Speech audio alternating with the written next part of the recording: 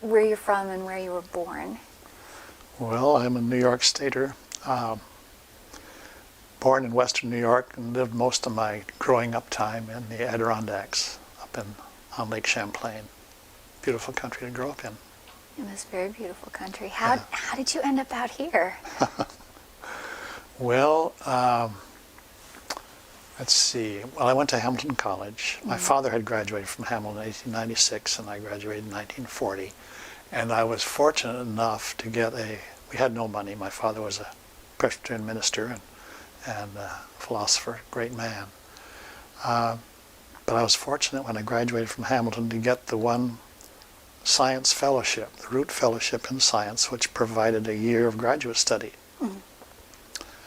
And I applied to a number of graduate schools, or I got applications from a number, only applied to one. That was Yale, because there was a very impressive man there that I hoped to work with.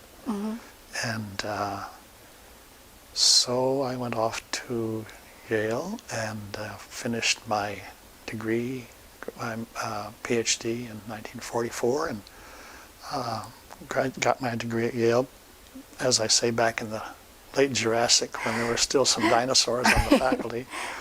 But at any rate, I shorten the story. My first position was at Stanford in the anatomy department at the medical school. A wonderful starting place with a fabulous department and wonderful people to work with, colleagues. And then had an offer at Memphis, Tennessee, at the big medical center there, which literally doubled my salary. Wow. And at that time, with the inflation developing as it was, there was a burst of it in that period. It was tough, two little kids, and so we accepted that position. Was there for only about a year and a half, 2 years before I had an offer from Johns Hopkins. So we moved to Baltimore. And then I was invited to come out to Portland to visit the medical school here to see about a position. And I needed somebody to teach embryology, and that was my main field. I was interested in anatomy and histology too. But so I was very, very impressed with the whole situation in Portland at that time in 1955. The medical school was very promising and a wonderful place to be, obviously, physically, environmentally. In Baltimore, well, the only time I ever saw anybody shot in my life was right outside my office window at Johns Hopkins Medical School. Whoa. Police chased somebody down the street and shot him. If you came back at night to work in your lab, unless you could park within sight of the door you were going to enter, you didn't stay, you went home. It just, and then a couple of little kids and living in an upstairs apartment on low salaries in those days for basic science faculty, medical schools. So we just, at the end of the week, I sent a telegram back to my wife, and it said, just pack. So we fled from Baltimore and have been in Portland at the medical school there ever since, and retired there in 1982. Now, are there any, what are the great achievements that you feel you've had in your life? What would you like to describe as highlights? Oh, gee. Oh, my. Well, my family situation was absolutely wonderful. My mother and father were very understanding of my interest in science and the way things happened in nature. I was in nature. I lived out of doors a lot of the time. We camped in the Adirondacks, and so I was very much a sort of a child naturalist, I guess, if there is such a category. And that sort of thing was important. The camping experience and the contact with nature. My Hamilton College education was quite a remarkable event, a remarkable time for me. It would have been simpler if I had been able to finance it. I could have done some things I was interested in. The only sport I was ever interested in was fencing. But Hamilton was very big in fencing. Really? And Wow. we fenced West Point and Annapolis, Harvard, and the big schools. And at any rate, then I think it'd be hard to say. One of the very big events that changed, well, my father's assistance, my father's encouragement in science was great, and he gave me a little microscope when I was about 12 years old. Here, and may I it's take a look? yeah, sitting right there in the little box that it came in when I was 12 years old. Oh my gosh. And it's not a cheap plastic little microscope. It's brass and glass, and the focus was just the friction thing. Here we can. And the slide sat on that little stage, and there's a mirror under there for the light.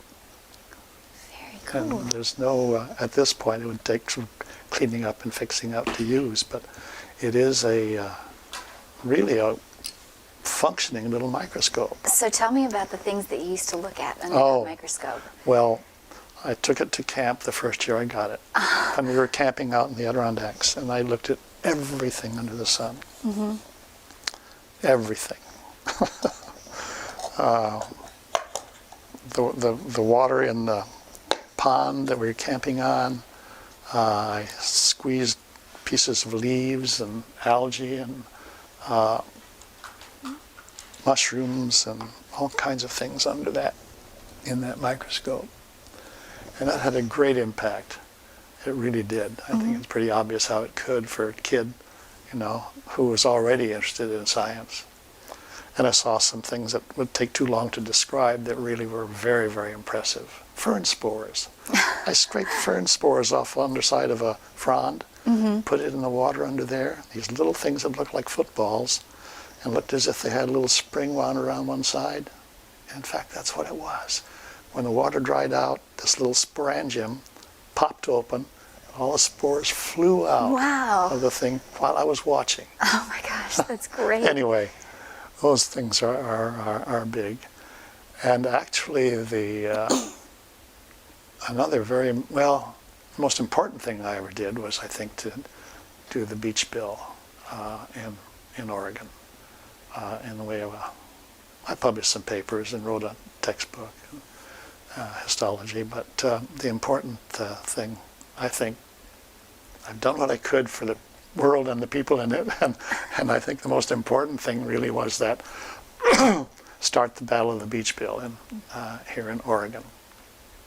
That's a total separate story and a long one, sort of like a grade B movie.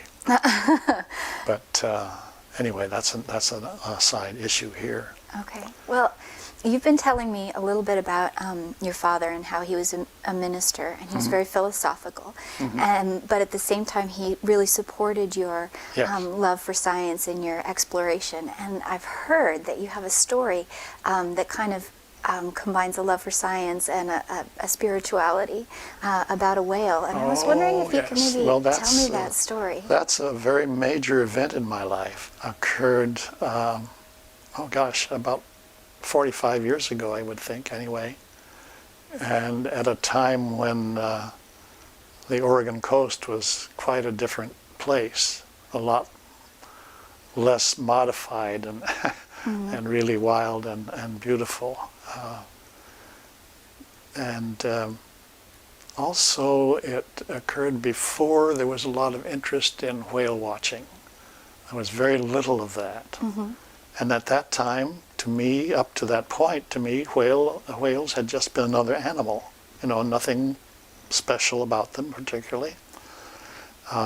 Interest, but I didn't know anything about them except where they lived, and there were a lot of different varieties and so on.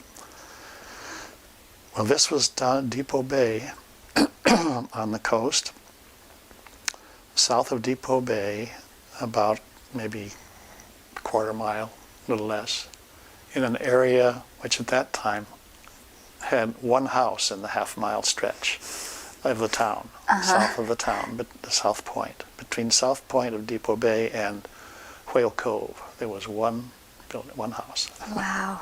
Anyway, and I was camping in the woods there. As a matter of fact, it was in a parcel that we had considered buying, investing in.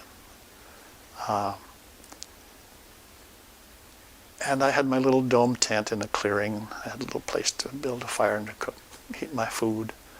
And I was sort of basking in the sun one Sunday morning, and I heard this big sort of a out through the woods, toward the water, the ocean, because I was only back, I don't know, maybe 300 feet from the water, from the cliff.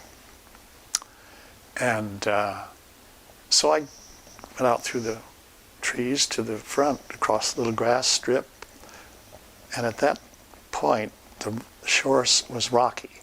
There was a slope of rock, quite smooth rock, and some boulders here and there, but a stretch of smooth. I suppose it was a volcanic mudstone or something, so I could walk right down to the water. Oh, okay. From there, and then the rock dropped off deeply into the ocean. Well,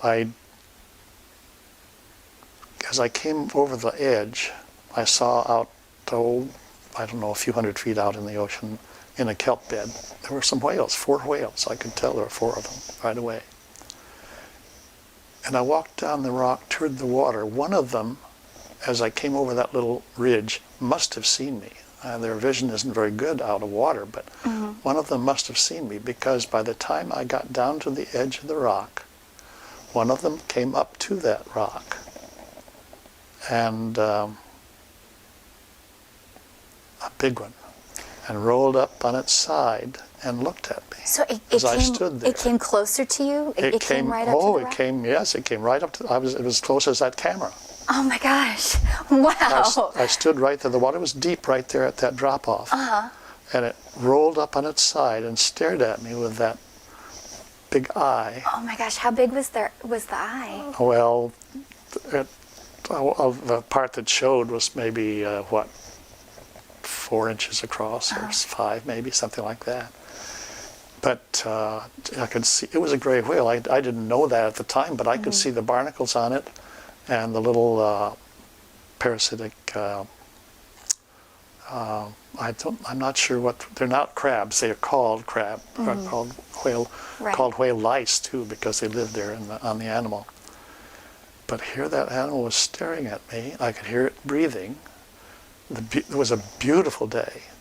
National Geographic blue ocean and sky, and the water was like a lake.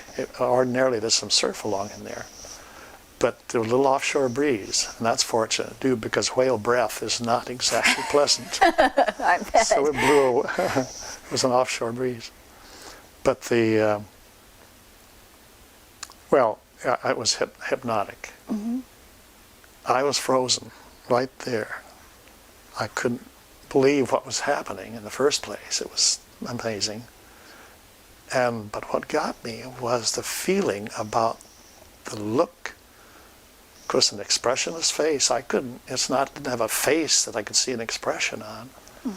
But that animal was examining me as I was it. It wasn't like looking in the eye of a dog or a horse or a pet of some kind. That was a thinking, intelligent creature scanning me carefully, looking at me. And I suspect in those days it was probably the closest that whale had ever been to a human being. Oh, I bet. And here was this creature from the shore that she, it was a big female, it was too big to be a male. It was a huge one and quite old. Anyway, I have no idea how long that was there. And just stared. And I could hear the breathing. I could see the skin wrinkle around the blowholes as the muscle moved. And then it rolled down and went back out to the others. And she must have told the others about it, because each one of them did the same thing in turn. Oh my The goodness. other 3 whales came in one at a time, rolled up on his side and stared at me, and then went off and waited while the next one came in and did it. There was the big female, and then I think the next two that came in were males. They were a little smaller, but they were totally mature. They had the same sort of blotching and the barnacles on them. And then the fourth one, however, was a youngster. It wasn't really young. It was it had a couple little tiny patches near the head, on the head, but otherwise it had that bluish gray sort of color, sleek sort of skin. The big female, as it swam away, I saw its flukes came out of the water a little bit, and I could see that it had looked like a cookie bite out of one fluke, one side of the tail. And I suspect an orca had got a bite out of it sometime during its life history. Well, that took a while. I have no idea how long. What were you thinking when that was happening? I mean, oh my Thinking, goodness. I wasn't really thinking much.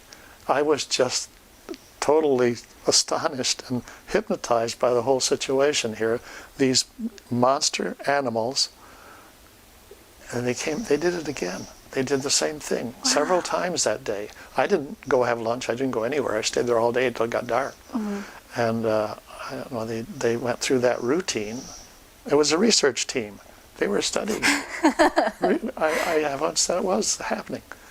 And those are extremely intelligent animals, I think, as we know now. Huge brains they don't need to operate that simple body to operate with the buoyancy of the water and the ratio of nerve fibers to muscle fibers. They don't have all this stuff that we deal with that takes so much of our brains. Anyway, that's another matter. But so I went back to my tent and slept not very well. I couldn't go to sleep. I thought my thinking was confused. I was just amazed because I didn't know anything about these critters except very basic, simple stuff.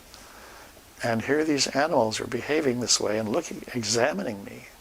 And I knew instantly that that's what they were doing. It wasn't just some, I don't know, blank look. They were thinking about what they were doing. They did it, and each time they did it, by the way, they did it in the same sequence.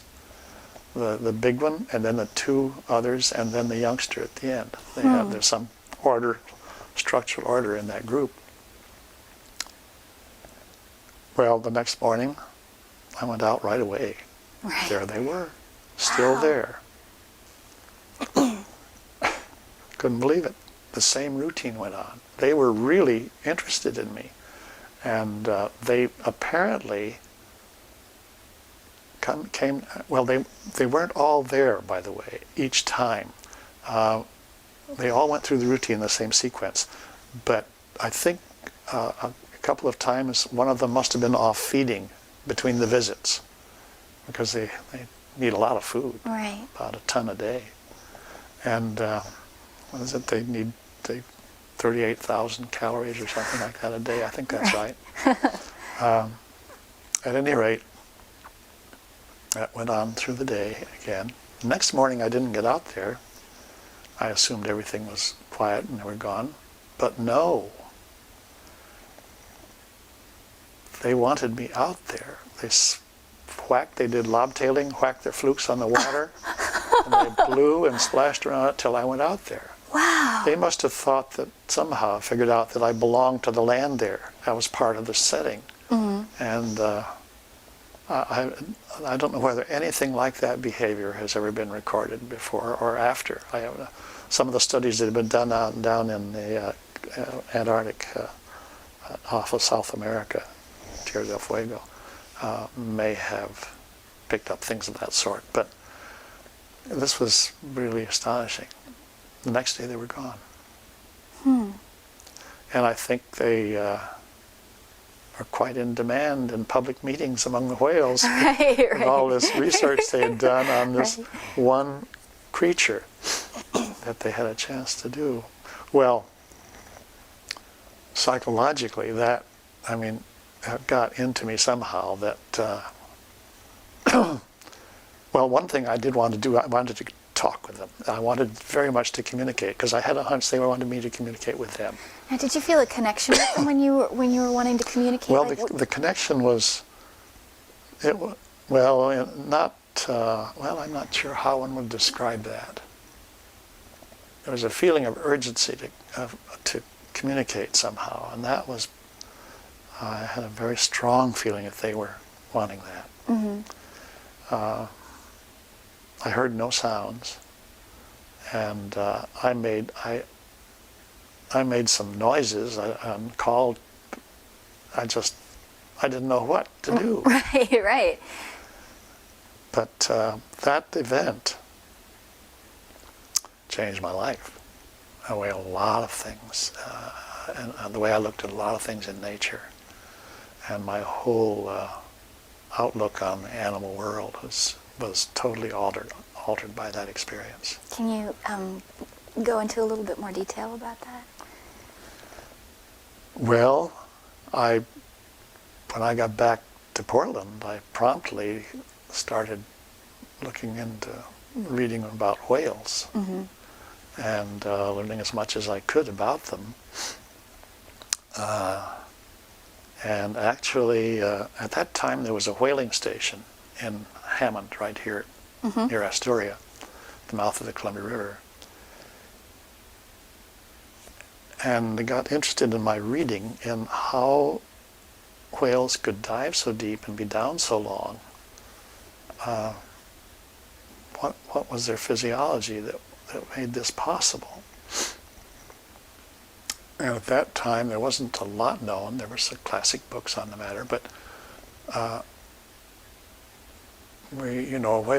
sperm whale can go down a mile or so, and a mile and a half or whatever, and stay down for an hour Mm-hmm. longer.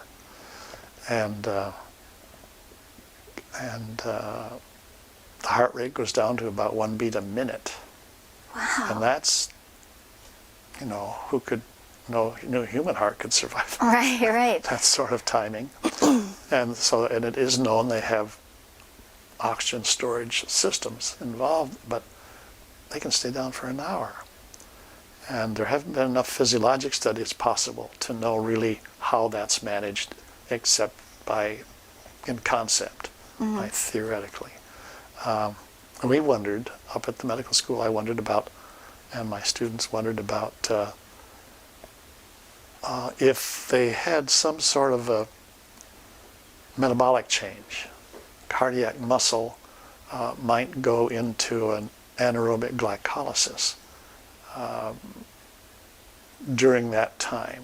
Mm-hmm. So we tried to get, through the whaling station cooperation, we tried to get some heart muscle Mm-hmm. from whales. And but that turned out to be impossible. The tissue deteriorated so rapidly. Mm-hmm. At that level of the enzymes in it become broken down, damaged, very shortly after death. So that turned out to be impractical. But they do have some remarkable mechanisms. Their muscle, the general body muscle, is extremely highly oxygen, Mm-hmm. holds a great deal of oxygen. The myoglobin acts like an extra reserve of hemoglobin and holds great quantities of oxygen. And then they have a remarkable, looks almost like a huge quantity of spaghetti of arteries inside the body, along the back, along the vertebrae. Mm-hmm. The deep diving whales have this mass of arteries. They're just small muscular arteries that look like spaghetti, literally. And when they're dilated, that's not been seen because that happens only in deep diving.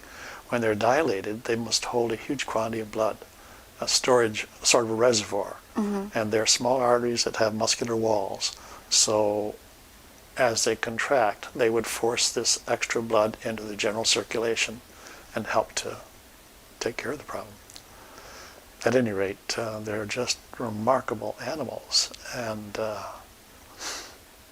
I have a different outlook now from animal world in general.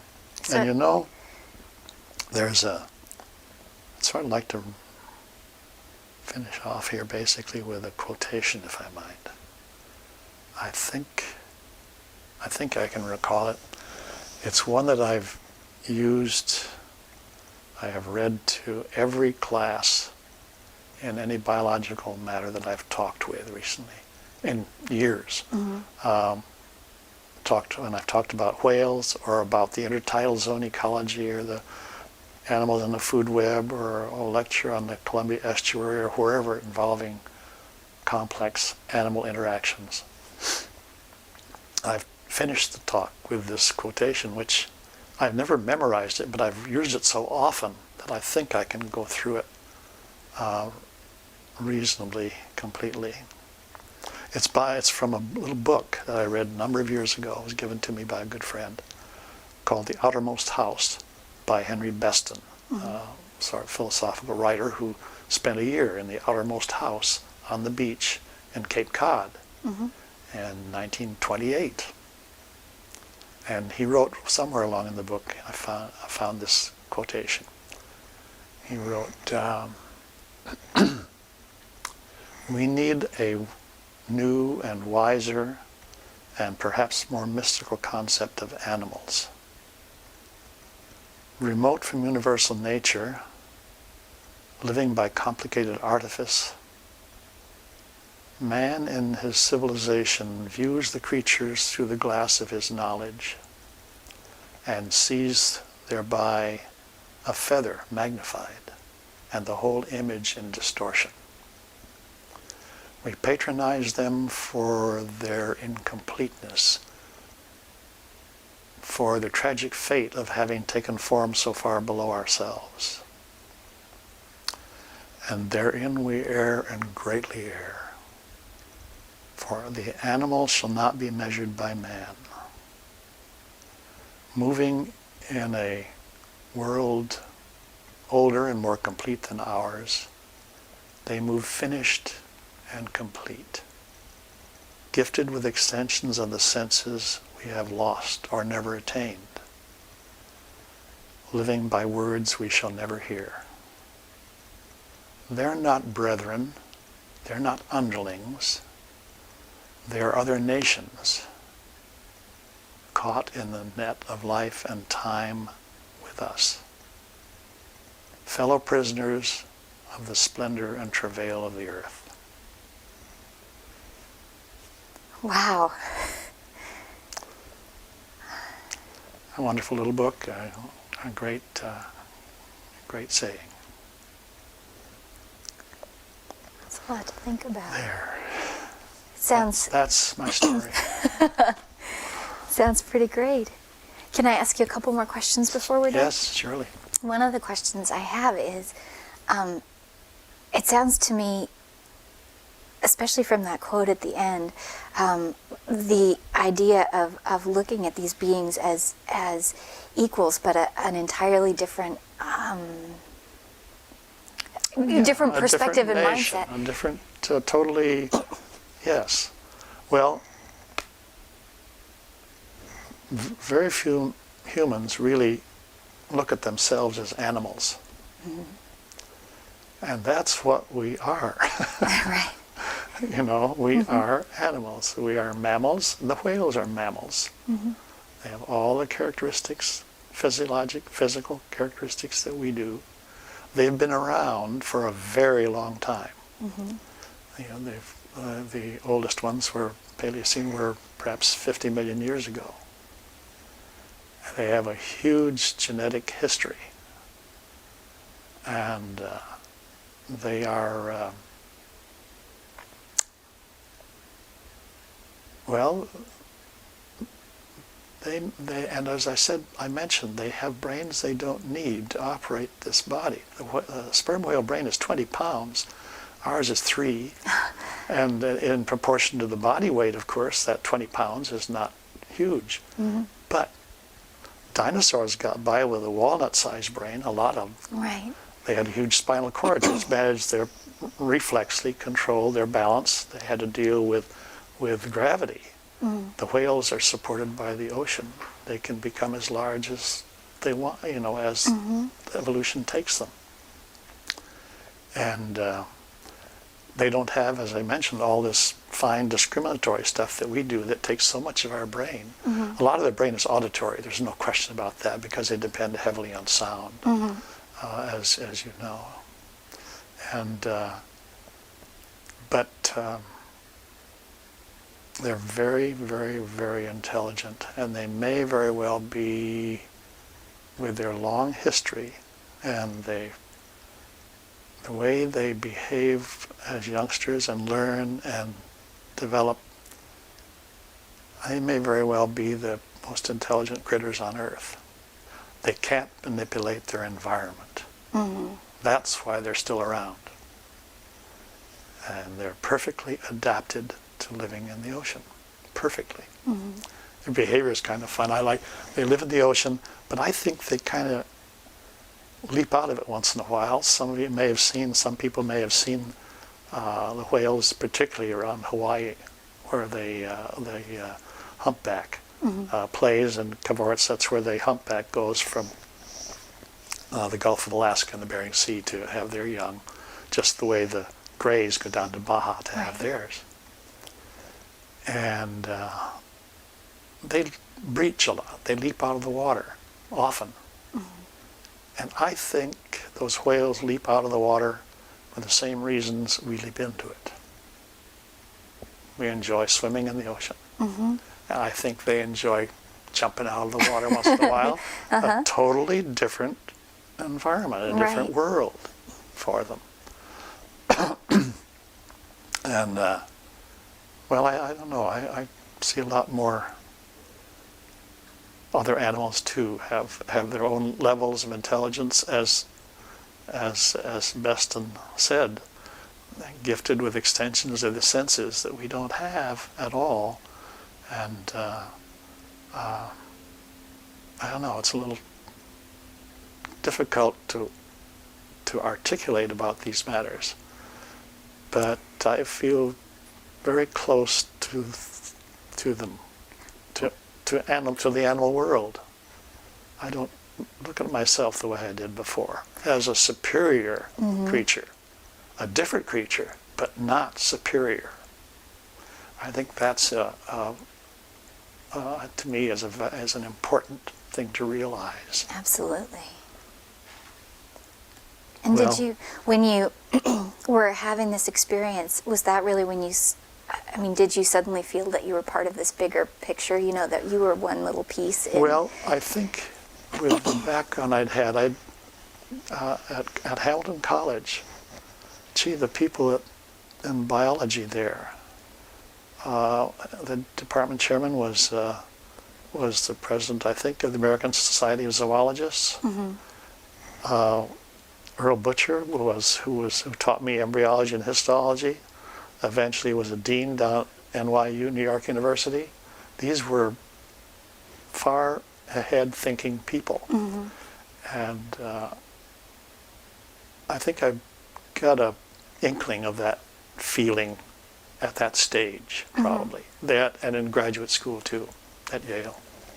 Some remarkable people at Yale. One of the just fabulous intellectual leaders in their field, and they had, the ones I think first of, had that sort of approach to the world and to the living system that coats it.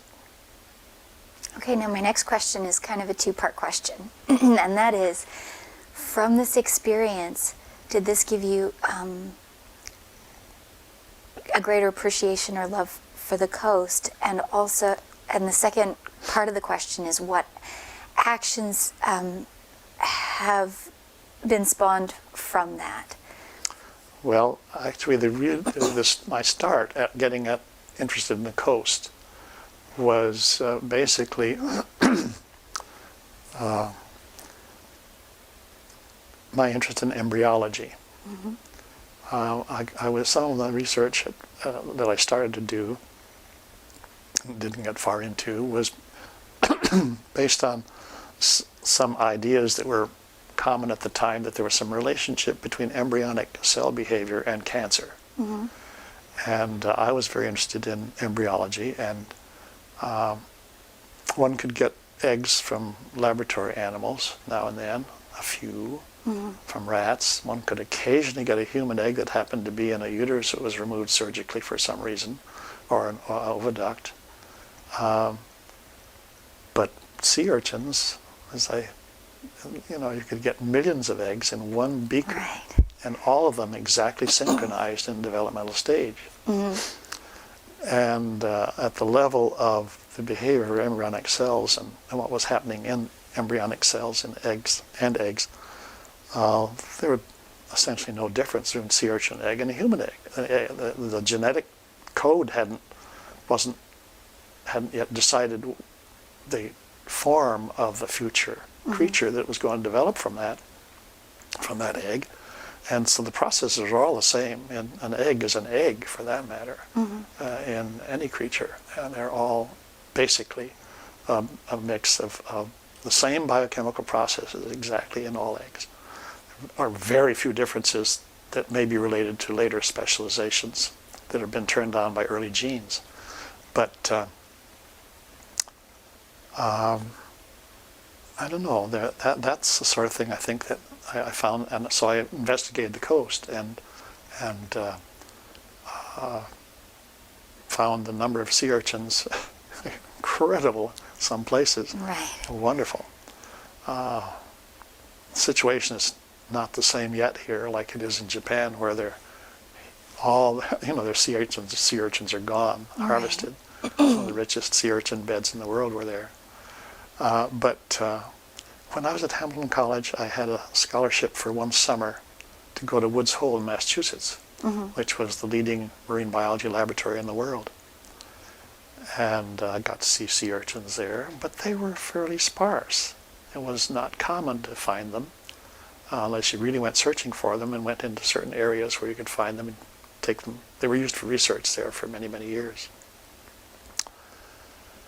But when I went down to Sunset Beach, one of the first students that I taught up at Portland at the medical school took me down there to show me the coast, because he was interested in marine biology as well. He was a medical student. And took me to Sunset Beach down near Cape Arago there, and I couldn't believe it. You could barely walk, with difficulty avoid stepping on them as you walked out on those flat rocks out there. It was astonishing.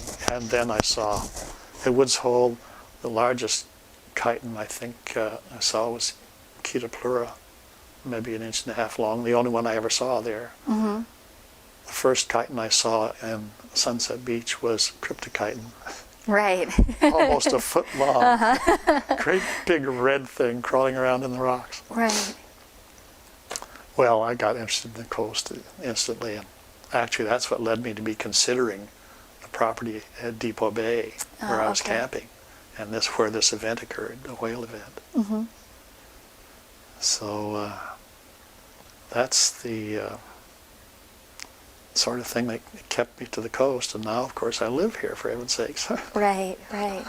It's a wonderful place. It's a natural place for, well, the ocean shore, I think, you can see more about the interconnections of animals, and more about the basic laws of ecology, like Barry Commoner's laws of ecology. You know those 4 basic laws. Can you tell me a little bit about the House bill?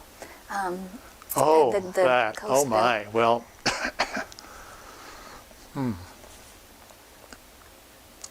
well, let's see. Yes, that was well, it all basically started. I had no interest in politics. I had never become involved in anything of this sort in my life before. And no interest. I didn't know what happened in Salem. And one day, as in 1966, in the fall, late fall, I think it was, close to December, actually. Anyway, a student came by to see me. He was not a medical student. He was a graduate student in the Department of Biochemistry. But I had met him. He knew. I didn't know him well. He wasn't actually in any of my classes. But he stopped in to see me, and he was pretty upset. He told me that his uncle and aunt had been down at Cannon Beach on a clamming trip. And that had been back in June sometime, I think, or July. And they had decided to have a picnic on the beach, so they put a blanket out in the sand and got out their basket of food. And somebody came out of the motel behind them and told them they had to leave because it was their beach. It was for their guests only. Well, Larry Biddy was his name, the student. He had gone back and he eventually wrote a letter to, I think Tom McCall at that time was Secretary of State. And nobody in Salem was particularly interested in the matter. Eventually, the student and I, Larry and I, talked about this quite a bit, and I got interested in that problem because I liked the beach. By that time, I was very much interested in the beaches, and I didn't know this was happening. And because actually the property, when I considered buying that property in Depot Bay, I was told by the man whose family had bought it from Chief Depot in 1918 when I was born, said that my ownership went to the vegetation line. And beyond that, I could expect to see fishermen and fishing off the rocks and whatnot, and that was available for the public. And that was fine with me. I had no problem with that. And there was a trail along the beach, right the grass line above the rocks, which was deep. It had obviously been used by natives too, back over the centuries. And so that was perfectly all right with me. But we talked about that considerably, and nothing much was response. There was no response from Salem in any sense.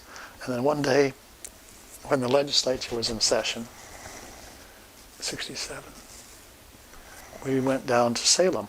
I thought, well, we'll just go down and see if something was going on or something could be done.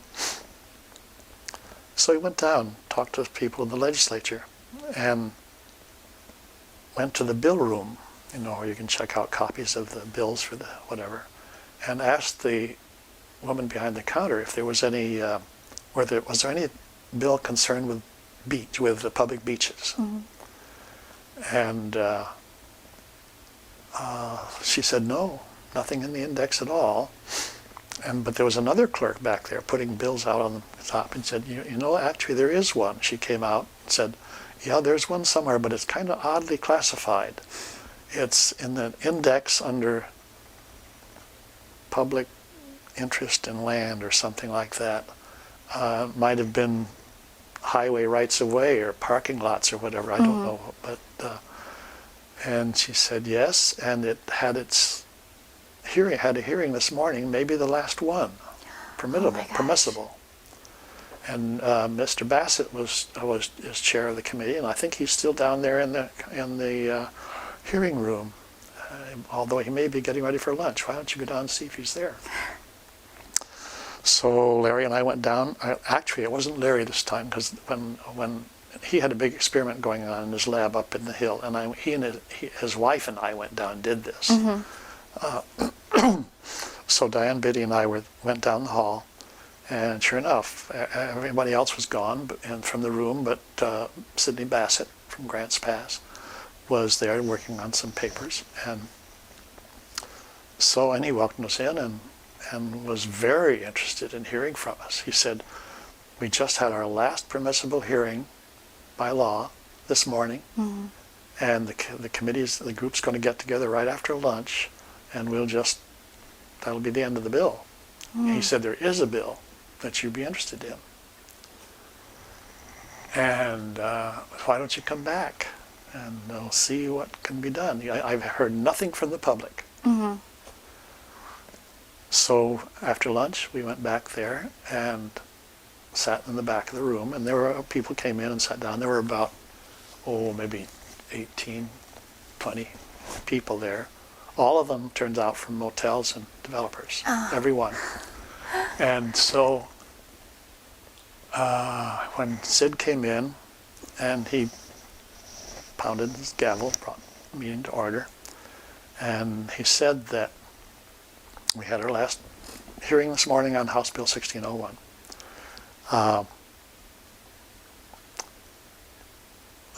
This morning we also had a visit from Dr. Bacon and Mrs. Biddy from Portland, who are the first I've forgotten how he put it, first people basically of public interest to come in to this, to come in interested in this matter.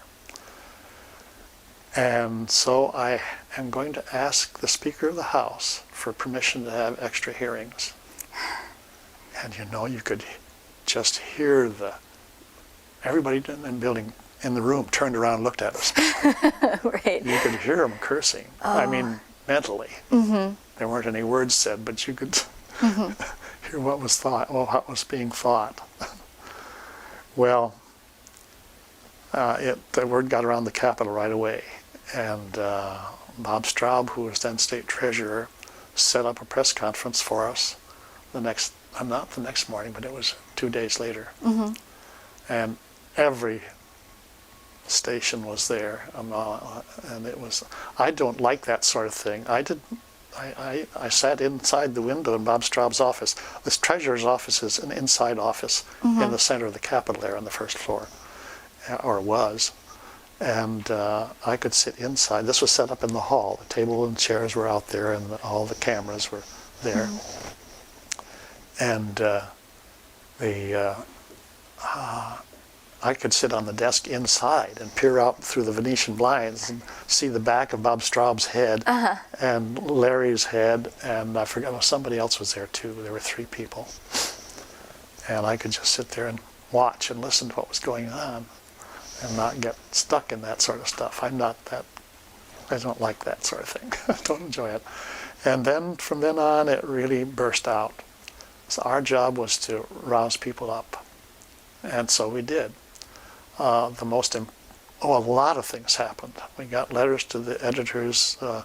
Ken Fitzgerald, an old time journalist, I think he edited the Grange Bulletin and papers of that sort, special groups, the Oregon Grange Bulletin, and so on. And he got involved, and we had hearings. We filled the Capitol, literally filled it. Ken Fitzgerald had a little house down in Cannon Beach, or actually south of Cannon Beach, and he got a caravan of people for one of the hearings from the coast, because the developers on the beach motel owners were saying, well, this is just something that the people in Portland want. Right. It's not their stuff, they're their thing. Well, I don't know how many. The biggest of the hearing rooms was so full that there wasn't room for all the people, and they put up TV monitors out in the corridors, 2 or 3 different places on the halls of the Capitol, and they were filled. And it was hard to get around it there even. Fire marshal was a big concern, but at any rate,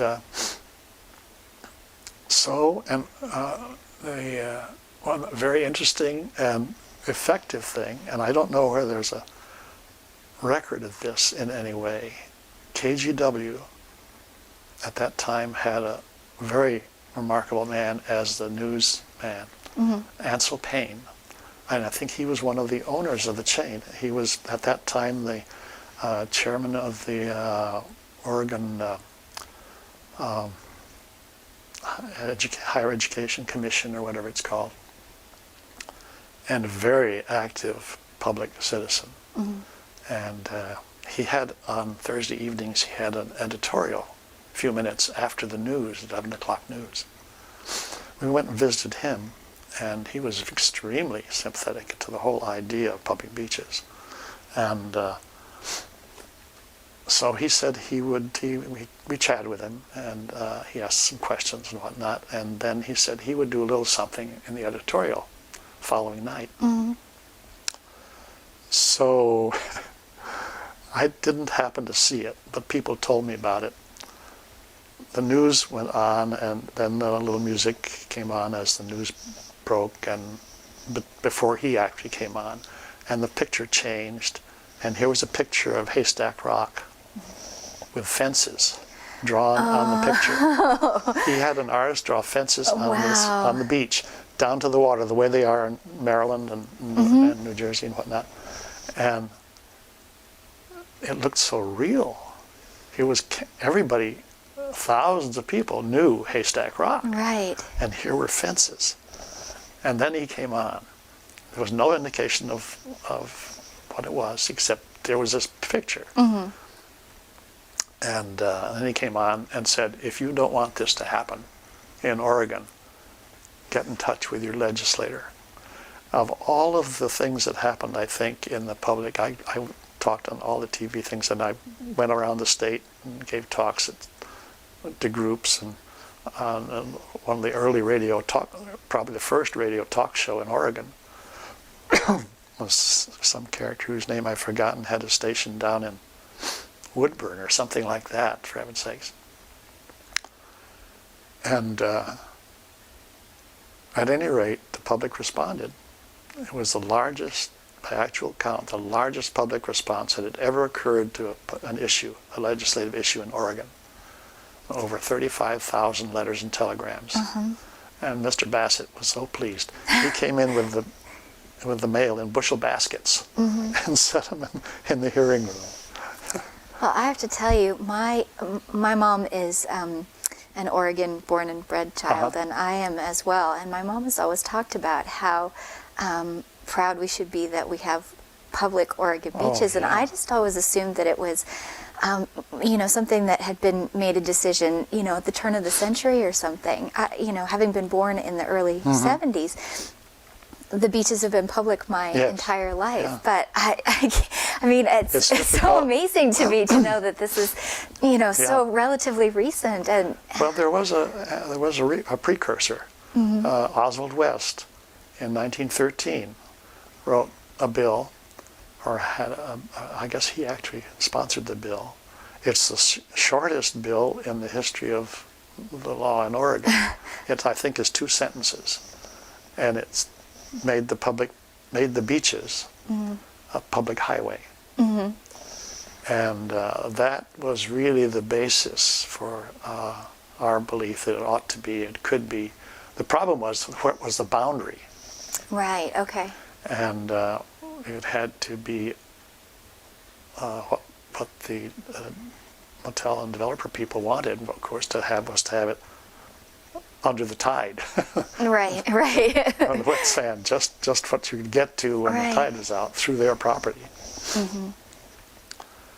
As one senator once said during that time, he made some comment about Oregon coast should be lined with condominiums from the Columbia River to California. He said, we don't, you don't have to be able to see the view from the road. We can rent it to them. Pretty strong attitude, not very Oregonian. Right. Well, as a kid who was raised on the beach, I can't tell you how much I appreciate having had that access. I mean, that's... Well, there were a lot of people involved, obviously. And there was a bill. It was doomed to failure. That was the problem, because of the hearing situation and so on. It was a good bill, sponsored by, I think, by the Parks Department. Gosh, I've forgotten the names of the people. I could rattle off a bunch of them, but in the legislature, Norm Howard and from Portland and Sid Bassett were co-chairs of the committee. And Sid Bassett was a Republican, Norm Howard was a Democrat, and they agreed on this thing totally. And so did that, except for a couple of people on the committee, I think. Oh yeah, there were a lot of, there were job threats. It was like a grade B movie. Wow. As I said, there were job threats. There were actually one instance at least of physical threat, Oh my goodness. in which a woman called me one morning in tears on the phone. She was an important person socially in Portland. She had been working for the thing and petitions and doing all sorts of things. She was in tears, and she phoned me and said that she had to stop. She had received a phone call this morning from a man who had threatened her children if she didn't.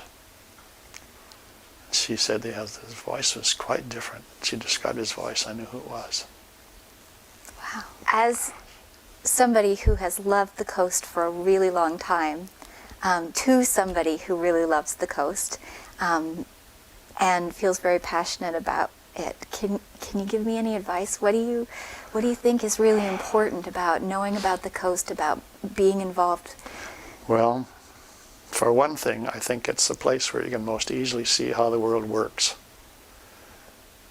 The interactions of the ocean and its creatures with the intertidal zone and the sorts of things. You can see the cycles of things, and you can have a feeling of how this world works. And I think it's important to try to preserve that. And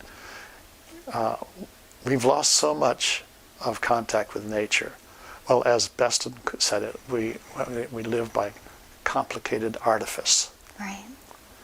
And in our civilization, and we don't realize how important it is that the system we're in continues to work. Every creature that hasn't fitted into its ecosystem is extinct. Every creature that has occupied all possible niches in its system, in its supporting systems, is gone. Trilobites, 450 million years ago. There was no place in those places where they occupied so much of their ecosystem that there wasn't room for other critters. And whenever that's happened, that means that the system that supports them is shot, is gone, is ruined, and they can't survive. So they, beyond a certain level in the geologic history of the world, you don't find any of those critters anymore. Brachiopods, the same thing 100 million years later. There are 3 species, extremely rare, found only in the bottom of the ocean, and there are more of those in the world than any other critter in the whole world, and dense layers of them in geologic strata. So I think if we're going to survive, we've got to know how the system works. And we're ignoring the system by our malignant growth into every possible niche. And unfortunately, we've got this opposable thumb. We can manipulate our environment, and we're doing it to the point of destroying it. And if we're exploring the coast and understanding it, learning from it, is terribly, terribly important. If we're going to survive the next few decades, that's the estimate now, of our supporting system, supporting the biosphere. A lot of people have got to be educated. We've got to know how the world works, what it takes to keep a system going that will provide support for a maintainable population, sustainable system. Good. Randy, go ahead and thank him. I really, really appreciate this meeting we've had today. Thank you so much for taking the time to share these stories with me. This has been fabulous. Lots of other stuff, of course, happened in a life that's that long, and but this has been a pleasure indeed. Well, thank you. That's a very important event in my life. These things that have happened, and they've been a pleasure. It's been great fun.